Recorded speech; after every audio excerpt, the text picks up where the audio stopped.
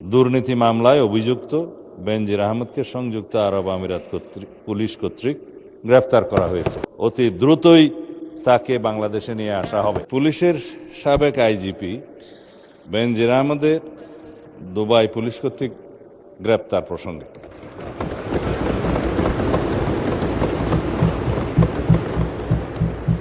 এই বিষয়ে আমি মহান জাতীয় সংসদকে অবহিত করছি যে বর্তমান সরকার দায়িত্ব গ্রহণের পর দুর্নীতি মামলায় অভিযুক্ত পুলিশের সাবেক আইজিপি বেনজির আহমেদকে গ্রেফতারের জন্য ইন্টারপোলের সাথে নিবিড়ভাবে কাজ করার জন্য নিয়োজিত পুলিশ হেডকোয়ার্টার্সের national central bureau NCB Dhaka কর্তৃক ইন্টারপোলে আবেদন করা হয়।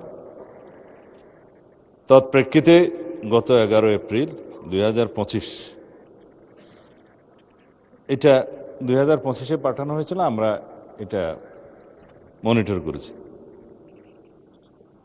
ইন্টারপোল 2025/12239 নম্বর ফাইল ও 5174/4 2025 কন্ট্রোল নম্বরের মাধ্যমে বেনজির আহমেদের প্রতি রেড নোটিশ জারি করে।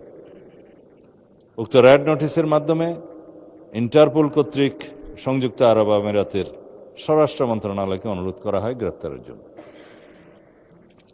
মাননীয় স্পিকার, আমি এই মহান সংসদের মাধ্যমে সমগ্র জাতিকে জানাচ্ছি যে গত 12 জুন 2026 তারিখে সংযুক্ত আরব আমিরাতের স্বরাষ্ট্র মন্ত্রণালয়ের directorate general of federal criminal police national central bureau NCB Abu Dhabi হতে প্রেরিত একটি ইমেইলের মাধ্যমে বাংলাদেশ সরকারকে জানানো হয়েছে যে দুর্নীতি মামলায় অভিযুক্ত বেনজির আহমেদকে সংযুক্ত আরব আমিরাত পুলিশ কর্তৃক গ্রেফতার করা হয়েছে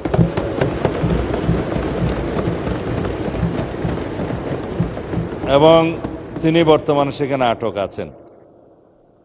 মাননীয় স্পিকার, আমি এই মহান সংসদকে আরও অবহিত করছি যে এনসিবি আবুধাবি জানিয়েছে যে ইউএই ফেডারেল ল নম্বর 39/2006 অনুযায়ী গ্রেফতারের তারিখ হতে 30 দিনের মধ্যে কূটনৈতিক চ্যানেলের মাধ্যমে আনুষ্ঠানিক এক্সট্রাডিশন রিকোয়েস্ট প্রেরণ করতে হবে।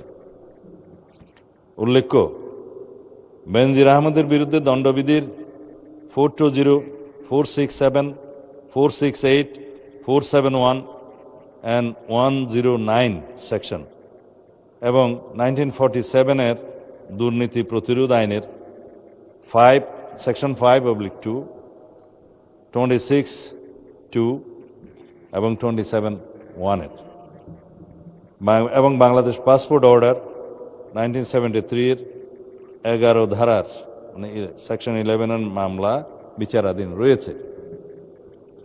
উক্ত বিষয়ে এনসিবি ঢাকা ইন্টারপোল চ্যানেলের মাধ্যমে রেড নোটিশ প্রকাশ, আন্তর্জাতিক সমন্বয়, বিদেশি কর্তৃপক্ষের সাথে যোগাযোগ এবং গ্রেফতার পরবর্তী ফলো আপ কার্যক্রম সম্পন্ন করেছে।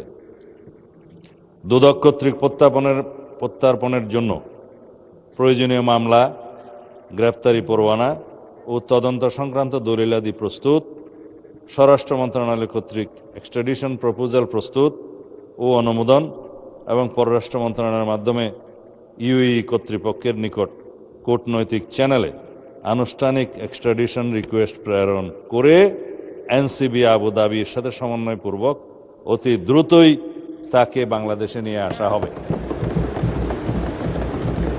এটি বাংলাদেশ পুলিশের একটি ঐতিহাসিক সাফল্য।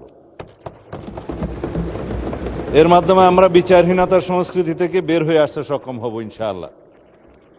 পাশাপাশি এর মাধ্যমে আমরা জাতিকে আশ্বস্ত করতে চাই যে অপরাধী যত শক্তিশালীই হোক না কেন, আইনের ঊর্ধ্বে কেউ নয়। এটি দেশে আইনের শাসন প্রতিষ্ঠা এবং বাংলাদেশের ইতিহাসে মাইল ফলক হয়ে থাকবে।